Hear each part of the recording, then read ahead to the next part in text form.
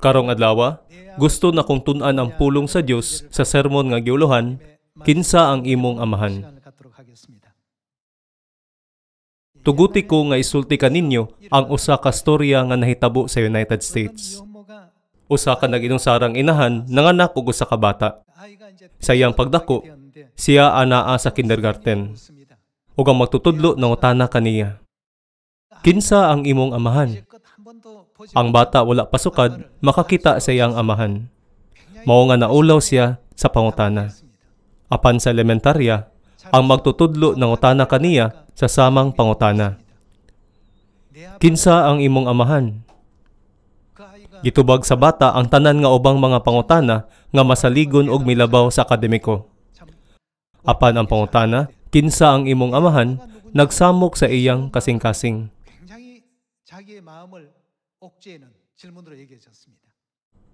Kinitungod kay wala pa siya makaila sa iyang amahan sukad-sukad sa kindergarten o elementarya. Sa ngadto-ngadto, ang iyang inahan nagunahuna. Ang akong anak dili makadako sa hustong paagi niini nga palibot. Mao nga siya mibalhin sa laing dapit. Human sila mibalhin, ang mga silingan nangutana kaniya, kinsa ang imong amahan? Bisan asa siya moadto, ang pangutana, kinsa ang imong amahan, misunod kaniya. Naguol pag-ayo ang bata og nigawas pagani ang mga sintomas sa kabalaka. Unya, sa dihang mga 14 anyos na siya, usa ka bag-ong pastor ang gipili sa baryo. Sa dihang mihatag og sermon ang bag-ong pastor atol sa serbisyo, natandog siya pag-ayo niini. Human sa pagsimba, sa iyang pagpauli, ang pastor nangutana, kang kinsa ka nga anak? Sa dihang gipangutana sa pastor, ang pangutana nga kanunay hinungdan sa iyang trauma, nakurat siya ug ang iyang nawong namula. Unya, mingon ang pastor, pareho kay ka sa imong amahan. Wala pa ko makakita og bata nga sama kaayo sa iyang amahan. Siyempre, nakailak ko kung kinsa ang imong amahan.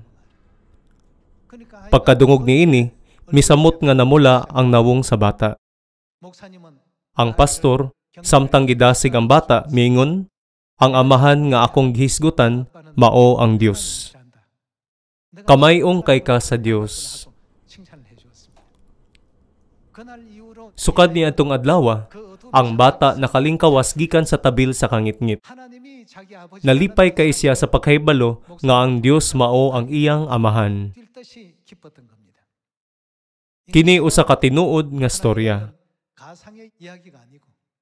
Busa, sukad niya itong adlaw, ang bata nagatubang sa mga tawo nga adunay masanag nga ekspresyon. Nagantos pagani siya sa social phobia, apan sa pagkadungog sa mga pulong sa pastor niya itong adlaw, iyang namguhan, ako sama sa akong amahan, ug ang akong amahan mao ang Dios. Sukad niadto, nausab ang iyang kinabuhi. Dugang pa, siya nalipay pag-ayo ug sa dihang ang mga estranghero nangutana kaniya, kinsa ang imong amahan? Siya mitubag nga masaligon, ako ang anak sa Dios. Unsa kanindot kini nga storya? Kung atong unahon-naon kung pila ang atong minahal nga langit ng mga sakop sa pamilya, ang nagpuyo nga wala makaila sa ilang amahan o ginahan, dili ba kita mo bati og dinalian nga tinguha sa pagpadayag ngadto kanila kung kinsa ang ilang tinuod nga amahan o ginahan? Sa espiritual, ang mga tawo wala makaila pag-ayo kay amahan. Wala usab sila makaila kay inahan. Dugang pa, wala sila mahibalo sa ilang espiritual nga palibot. Kung adunay mangutana, kinsa ang imong amahan? Unsaon nato pagtubag? Kita masaligon nga makaingon, ang akong amahan mao ang Dios. Aduna kitay klaro nga ebidensya nga gihatag ni amahan o inahan. Sa Biblia, kini gihulagway ingong pagbutang og silyo. Dili ba angay mapasigarbuhon ang tanang langitnong membro sa pamilya bahin sa ngalan ni amahan og himaya ni inahan ngadto sa mga tawo sa Samaria ug hangtod sa kinatumyan sa kalibutan? Ang hilisgutan sa anekdota mao si Ben Hooper, usa ka gobernador nga kaduha napili sa United States. Mga igsuon, kita adunay daghang mga igsuon niining mangitngit nga kalibutan. Kinahanglan natong ipahibalo kanila kung kinsa ang atong amahan. Kinahanglan sultihan nato sila sama kay kakay amahan, parehas kay kakay inahan. Dili ba kinahanglan nga ipahibalo kanila ang imong amahan mao ang Dios o ang imong inahan mao ang Dios? Busa, unsay gitudlo sa Biblia nga atong buhaton? Kini nagtudlo kanato sa pagpasigarbo bahin sa ngalan sa Dios ngadto sa tanang katawhan. Ayaw pagtago og suga ilalom sa panaksan, kundili ibutang kini sa tungtunganan niini aron ang tanang tawo makakita niini.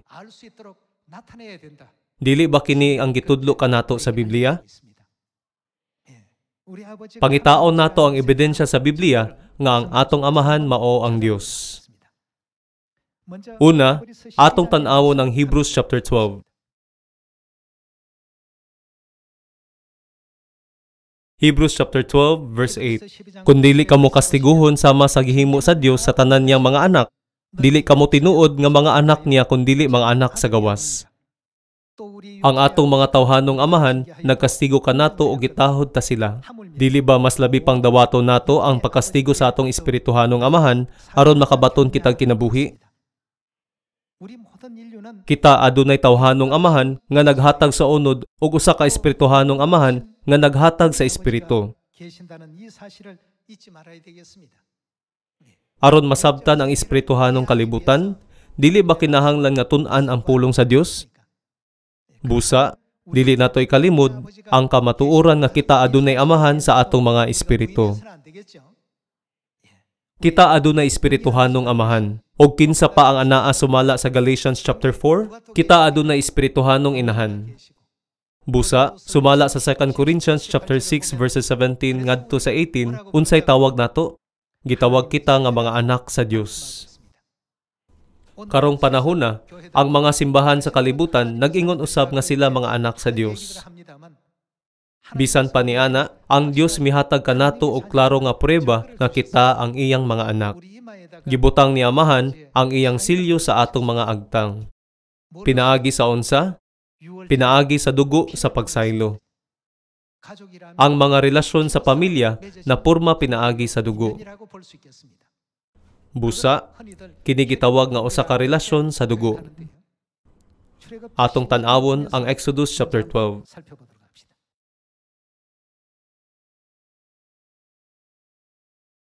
Sa Exodus chapter 12 verse 11, ang Dios nag-ingon, "Inikaon ninyo niini, kinahanglan nga magbakos kamo, magsulob sa inyong sandalyas, ug magkupot sa inyong sungkod ug dalian ninyo pagkaon. Mao kini ang kasaulugan sa pagsaylo sa Ginoo."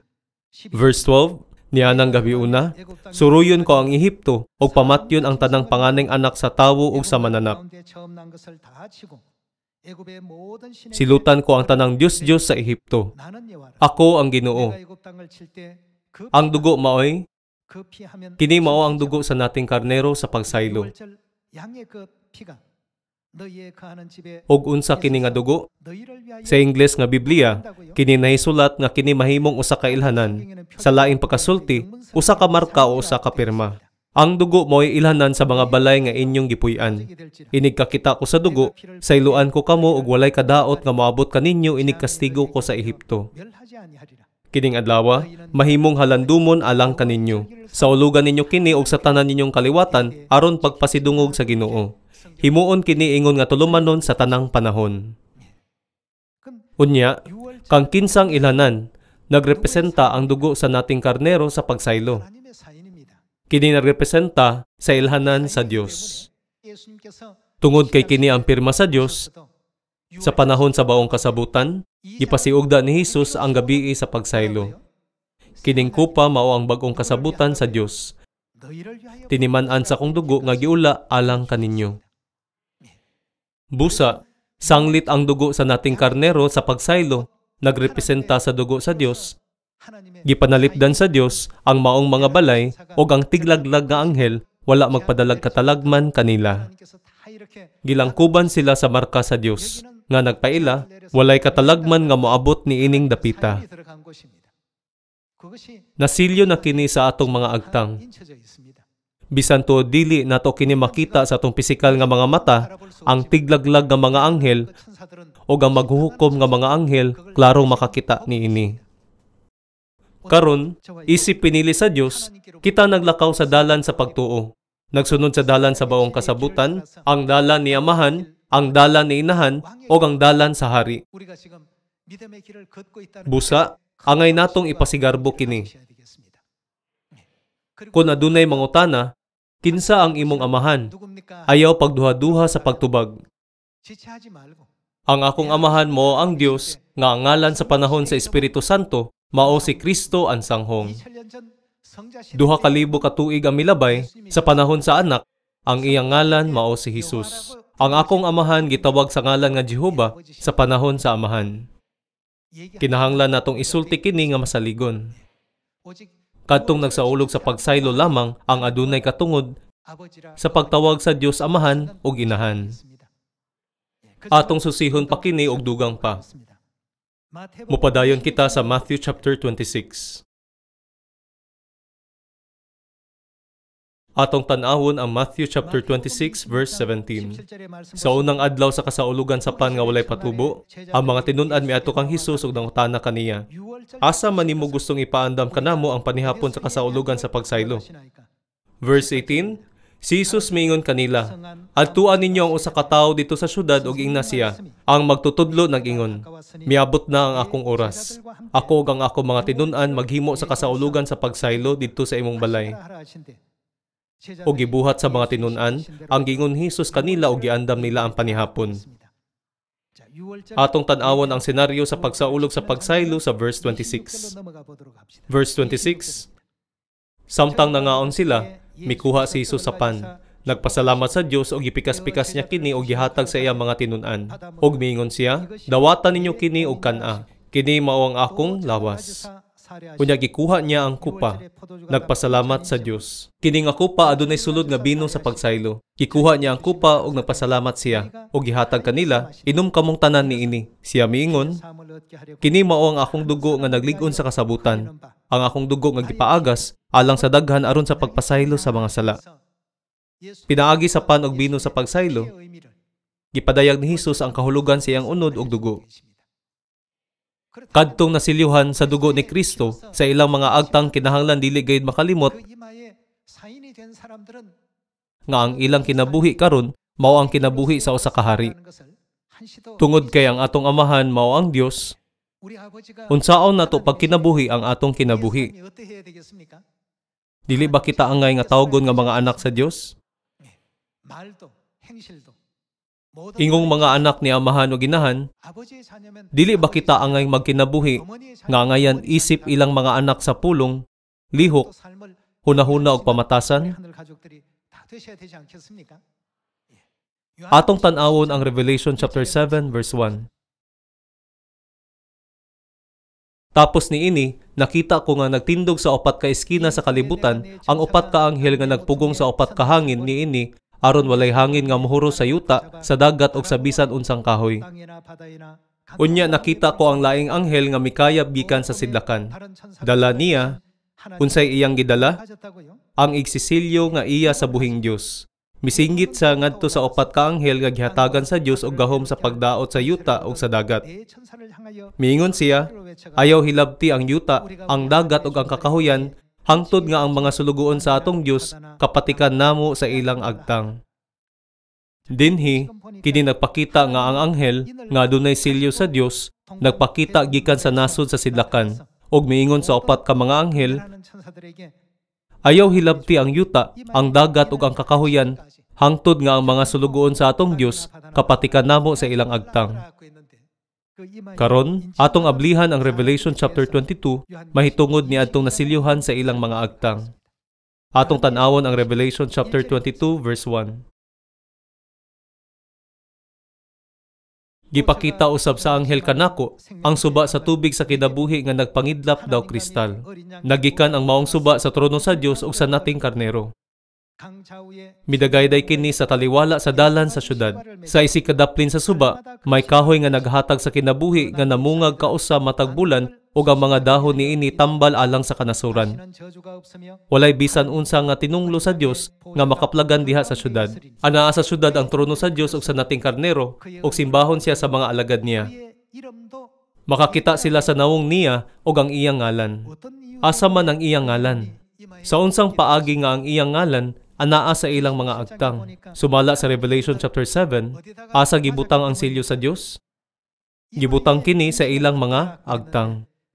Makakita sila sa nawong niya ug ang iyang ngalan isulat diha sa ilang agtang. Sa sidlakan, usa ka selyo ang kasagarang ginagamit. Samtang sa kasagpan, usa ka pirma o usa ka timaan ang kasagarang ginagamit. Bisan pa niana, kini adunay samang kahulugan. Ang ngalan ni Amahan gikulit sa selyo ug anaa sa sulod sa pirma. Unya, subay sa Isaiah chapter 52, unsa ang dapat natong mahibaluan kung katawhan kita sa Dios? Pasabot, mga anak sa Dios, ang Dios nag-ingon, ang akong katawhan kinahanglan makaila sa akong ngalan. Dili ba dako nga problema kung sayop nga ngalan ang nasulat sa ilang mga agtang? Kinahanglan aduna sila'y ngalan sa Dios. Wala ba si Jesus misaad sa paghatag sa iyang bag-ong ngalan sa panahon sa Espiritu Santo? Ang ngalan nga Jehova makulit sa atong mga agtang sa panahon sa Amahan. Ang ngalan nga Jesus sa panahon sa Anak o ang bag-ong ngalan ansanghong sa panahon sa Espiritu Santo. Aron mabatunan ang ngalan sa Dios sa atong mga agtang, unsay kinahanglan natong sa ulugon? Ang pagsaylo, ang balaang dugo ni Kristo, kinahanglan anaa kanato. Kinitungod kay, ang iyang dugo, mao ang pirma sa Dios. Busa, naghisgot sa bino sa pagsaylo, siya miingon, kining kupa mao ang bagong kasabutan sa Dios, tiniman-an sa akong dugo nga giula alang kaninyo. Busa, kung kadtong walay dugo ni Kristo mutawag sa Dios nga Aba, Amahan, sila mini nga mga anak.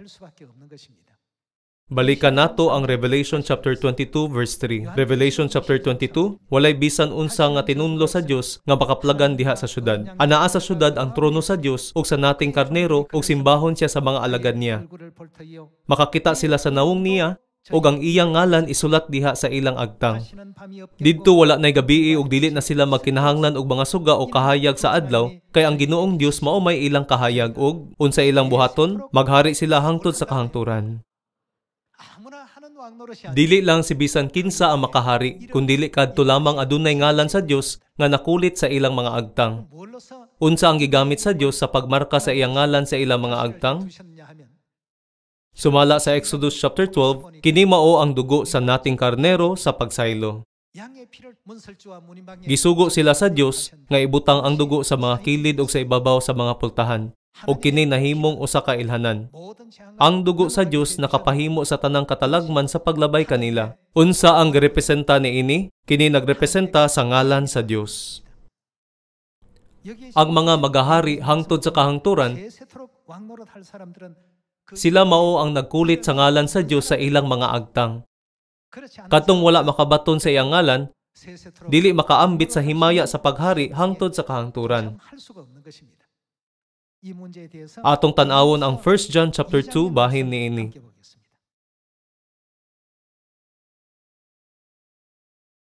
Ang basahon sa 1 John chapter 2 verse 25. Ug ang gisaad ni Kristo kanato mao ang unsa kini? Kinabuhing dayon. Ang Biblia nagpamatuod nga ang Dios misaad sa paghatag og kinabuhing dayon sa iyang mga anak. Gitagaan sa Dios ang katawhan sa iyang unod ug dugo aron mahatagan sila og kinabuhing dayon ug gitukod ang bag-ong kasabutan sa pagsaylo aron sila makadawat sa iyang unod ug dugo. Ang saad sa Dios alang lamang sa maong mga tawo. Unya, pinaagi sa 1 John chapter 5, atong pamatud-an ang ebidensya ni adtong adunay kinabuhing dayon ug kadtong wala.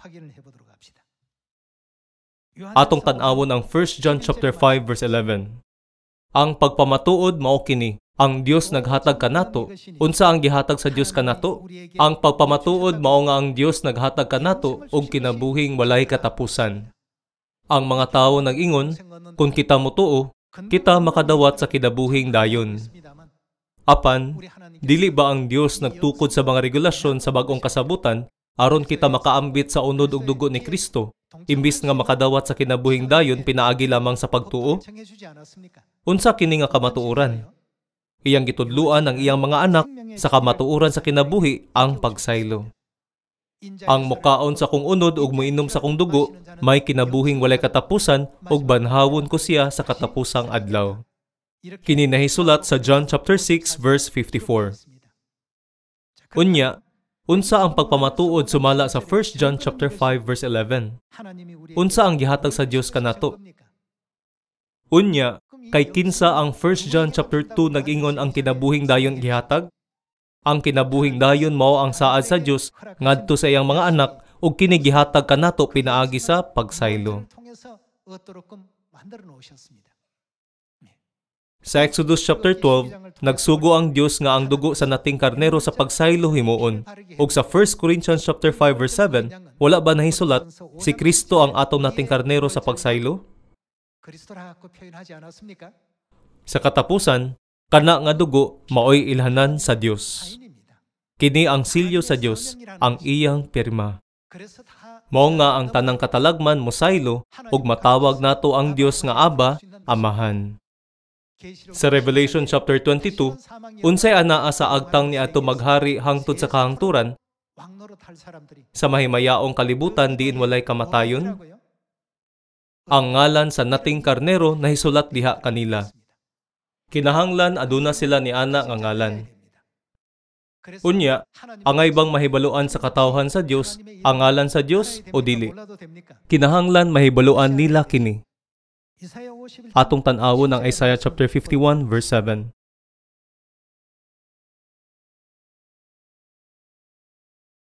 Pamati kanako, kamo nga nasayod unsay matarong, katawhan nga nagmahal sa akong balaod. Kinsa ang mga nasayod sa unsay matarong ug ang mga nagmahal sa balaod sa Dios?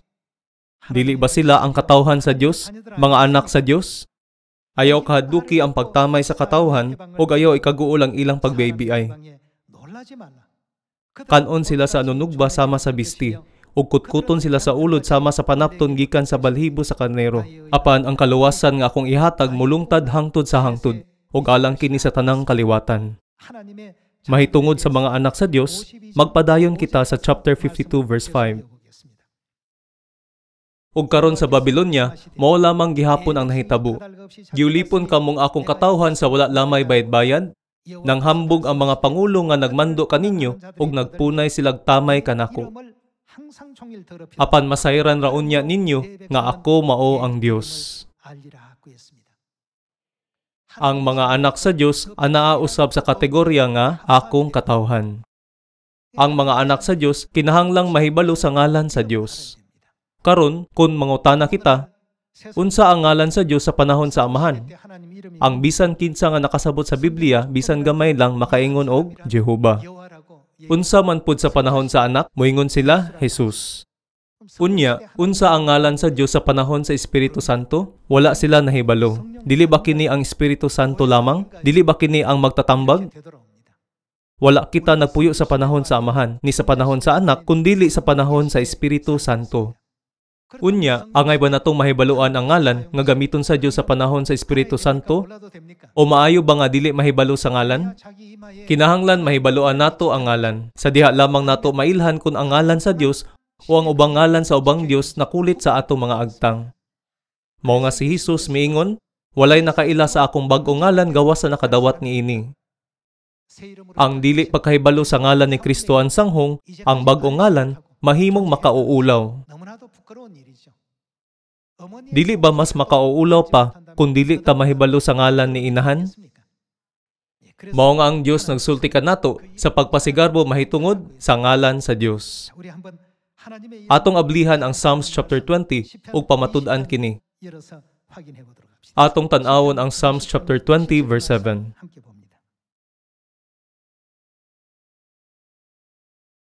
Ang gisaligan sa uban mao ang ilang mga karwahe, ug ang uban ang ilang mga kabayo. Apan ang atong gisaligan mao sa laing pagkasulti, unsa ang atong gipasigarbo? Ang gahom sa Ginoo nga atong Dios. Ang ngalang Jehova mao lamang ang ngalan sa Dios nga nahimong komon nga nahibaluan sa katalingban sa Hudyo. Sa ilang paglantaw, kadtong mituo sa ngalang Hesus, murag sakop sa usa ka bag-ong relihiyon o gani sa usa ka erehiya.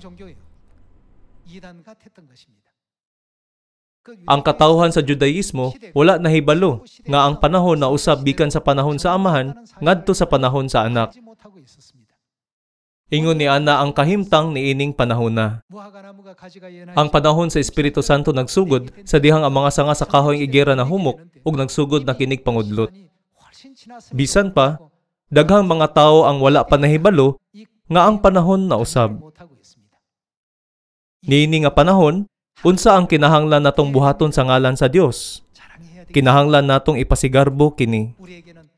Kinahanglan mapasigarbuhon natong isulti sa tanang katawhan sa kalibutan nga aduna kitay Kristo ang sanghong. Atong amahan nga mianhin ining kalibutan sa bagong ngalan aron sa pagluwas sa katawhan. Unsa ka grabe nga pagdaog-daog ang giagwanta sa mga balaan sa unang simbahan tungod sa pagpamatuod sa ngalan ni Hesus. Gitawag sila nga mga erehes, nahimong pagkaon sa mga leon sa mga amphitheatro sa Roma, o gisunog sila ingong mga sulo nga tawo. Bisan pa sa maong mga paglutos, sila makugihong nagpamatuod sa maong ngalan, nga nagbaton sa paglutos ingong usa ka himaya. Atong pamatud-an kini pinaagi sa bag-ong kasabutan. Ang panahon sa amahan ug ang panahon sa anak nilabay na. Nagpuyo kita sa panahon sa Espiritu Santo. Unya, kinahanglan natong isangyaw ang ngalan sa Espiritu Santo ug ikulit kini sa kasing-kasing sa mga tawo. Sama kay ka sa imong amahan nga mabati nako nga nakaila ako kung kinsa siya. Ang imong amahan mao ang Dios. Unya, dili ba angay nimong mahibaluan ang ngalan sa Dios? Sa panahon sa amahan, ang ngalan mao si Jehova, ug sa panahon sa anak, kini si Hesus. Sa panahon sa Espiritu Santo, siya mianhi uban ang bag-ong ngalan, Kristo ang sanghong. Kinahanglan mapasigarbuhon natong isangyaw sa tanang katawhan nga si Kristo ang sanghong mao ang atong langitnong amahan. Dili ba usa kini sa mga misyon nga kinahanglan natong buhaton niining panahon na? Atong tan-awon ang usa pa ka verse sa Matthew chapter 28. Atong tan-awon ang Matthew chapter 28 verse 18. Miduol si Jesus ug miingon kanila, "Gihatag kanako ang tanang gahom sa langit ug sa yuta. Tungod diini, sa inyong pagpanglakaw himuang ako mga tinun-an ang tanang katawhan sa tibuok kalibutan. Bunyagi sila sa ngalan sa kang kinsa ngalan dapat nato bunyagan sila? Sa dihang makigsulti kita sa daghang tawo, ilang gila nga ang ngalan sa amahan ingong Jehova, o ang ngalan sa anak ingong Hesus. Apan, wala sila mahibalo nga ang Espiritu Santo adunay ngalan. Sila moingon, unsaon man sa Espiritu Santo nga makabaton og ngalan. Apan, ang imong Biblia ba nag-ingon nga ang Espiritu Santo adunay ngalan o wala? Kinahanglan dili nato dugangan o kuhaan ang Biblia. Tungod kay kini nahisulat, ang Espiritu Santo adunay ngalan. Unya, ang ngalan kinahanglan nga anaa. Kinahanglan saktong ilhon nato ang iyang ngalan ug ipadayag ang himaya sa amahan sa tibok Samaria ug hangtod sa kinatumyan sa kalibutan. Wala ba kita makadawat sa kinabuhing dayon pinaagi sa dugo ni Kristo? Tungod kay ang silyo napatik sa atong mga agtang uban sa dugo sa Dios, siya wala gayud mibiya kanato. Pinaagi sa pagpabilin sa pagtuo hangtod sa katapusan ug pagpasigarbo bahin kay amahan ug inahan, isangyaw nato ang bag-ong ngalan, Kristo ang sanghong sa tibok Samaria ug hangtod sa kinatumyan sa kalibutan, sama sa pagsangyaw sa mga balaan sa unang simbahan mahitungod kay Hesus. Niini nga panahon, dili lamang ang Espiritu, kundili ang pangasaonon usab ang nagtawag sa mga anak sa Siyon ngadto sa tuburan sa tubig sa kinabuhi. Naglaom nga ang atong langitnong pamilya mohatag og bili dili lamang sa ngalan ni Amahan kundili sa ngalan usab ni Inahan ug sa pagpakaylap sa ebanghelyo sa Samaria ug ngadto sa kinatumyan sa kalibutan. Gusto na kong tapuson ang sermon. Daghang salamat.